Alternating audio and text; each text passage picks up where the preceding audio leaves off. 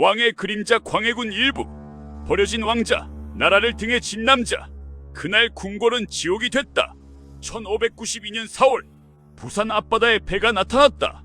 수백 척, 수천 척 일본군이었다. 조선은 준비되어 있지 않았다.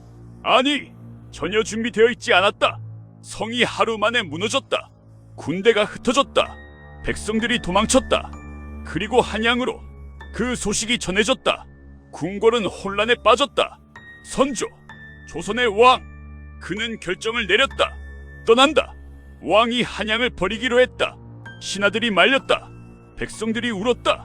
그러나 왕은 움직였다. 북쪽으로, 의주로. 왕이 나라를 떠났다.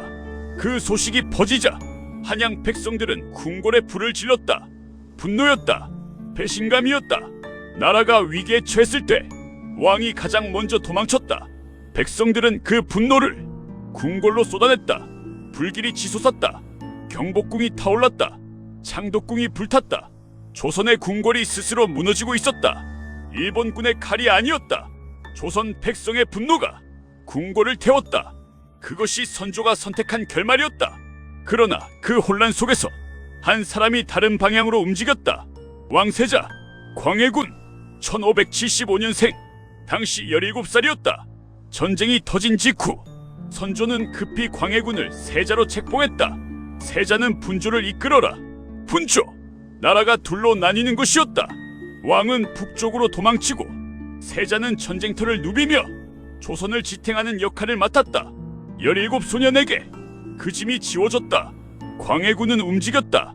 평안도, 함경도, 강원도, 전쟁이 가장 치열한 곳으로 세자가 직접 나아갔다. 흩어진 군사를 불러 모았다. 의병장들을 찾아다녔다. 지방 관리들을 독려했다. 백성들을 위로했다. 밥을 굶으면서도 움직였다. 비를 맞으면서도 멈추지 않았다. 전쟁터 한가운데서 세자는 살아있었다. 나라가 끝난 것이 아니다. 우리는 아직 싸울 수 있다. 그 말이 퍼졌다. 왕은 도망쳤지만 세자가 남아있다. 백성들은 광해군을 따르기 시작했다. 의병들이 모여들었다. 흩어졌던 군사들이 돌아왔다. 한 소년이 나라를 붙잡고 있었다. 전쟁은 7년을 이어갔다. 그 7년 동안 광해군은 한 번도 멈추지 않았다. 왕이 되기 전에 이미 왕의 역할을 하고 있었다. 그러나 문제가 있었다. 광해군의 이름이 커질수록 선조의 불안도 커졌다. 백성들이 말했다. 왕은 도망쳤다. 세자가 나라를 지켰다. 이 말은 선조에게 칼처럼 꽂혔다.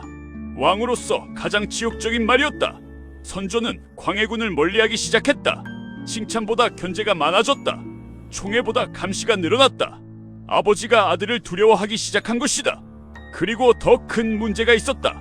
광해군은 후궁의 아들이었다.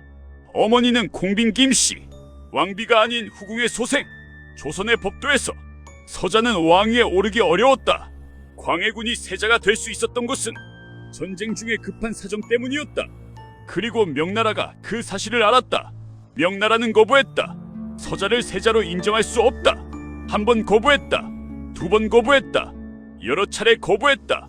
명나라의 승인 없이는 세자 자리도 완전하지 않았다. 7년간 전쟁터를 누비고 나라를 지킨 왕자였지만 그의 자리는 여전히 흔들리고 있었다. 명나라의 눈치를 봐야 하는 나라, 서자라는 꼬리표가 붙은 세자, 그것이 광해군의 현실이었다. 전쟁이 끝났다. 1598년 일본군이 물러갔다. 조선은 살아남았다. 그러나 무너진 것이 너무 많았다. 수십만 명이 죽었다. 논밭이 타버렸다. 마을이 사라졌다. 백성들은 굶주렸다.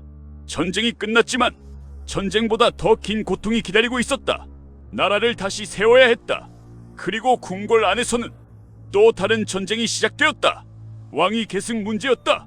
선조에게 새로운 왕자가 태어났다. 영창대군. 이번에는 달랐다. 정식 왕비 임모왕후의 아들이었다. 적자였다. 조정이 술렁였다. 영창대군을 지지하는 세력이 생겨났다. 그들은 조용히 움직이기 시작했다. 광해군은 서자다. 정통 왕위 계승자는 영창대군이어야 한다. 7년간 전쟁터를 누비며 나라를 지킨 광해군. 그러나 그 공이 왕자를 보장해주지는 않았다. 전쟁터에서는 싸울 적이 분명했다. 그러나 궁궐 안의 적은 눈에 보이지 않았다. 겉으로는 웃으면서 뒤에서 칼을 갈고 있었다. 궁궐은 긴장으로 가득 찼다. 겉으로는 조용했다. 그러나 안에서는 보이지 않는 칼들이 움직이고 있었다. 1608년 선조가 죽었다. 갑작스러웠다. 영창대군을 왕으로 세우려는 움직임이 채 완성되기 전이었다. 선조는 죽기 직전까지 광해군 대신 영창대군을 왕으로 세우려 했다는 이야기가 전해진다.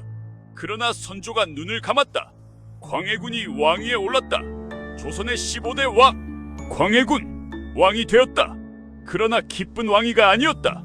7년간 전쟁터를 누볐다. 나라를 지켰다. 백성들의 신뢰를 얻었다. 그런데도 왕이 된 첫날부터 그 왕좌는 흔들리고 있었다.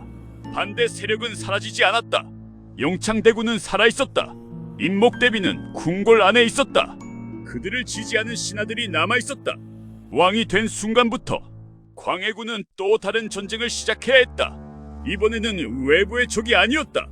궁궐 안의 적이었다. 보이지 않는 칼이었다. 임진왜란보다 더 긴 전쟁이 시작되었다. 다음 이야기에서는 광해군이 왕좌를 지키기 위해 어떤 선택을 했는지를 따라간다. 영창대군의 죽음, 임목대비 유패, 그리고 명과청 사이에서 살아남으려 했던 왕의 냉혹한 외교. 광해군은 폭군이었는가? 아니면 시대를 앞서간 현실주의자였는가? 그 질문은 지금도 역사가 답을 내리지 못하고 있다. 구독과 좋아요가 이 이야기를 계속하게 합니다.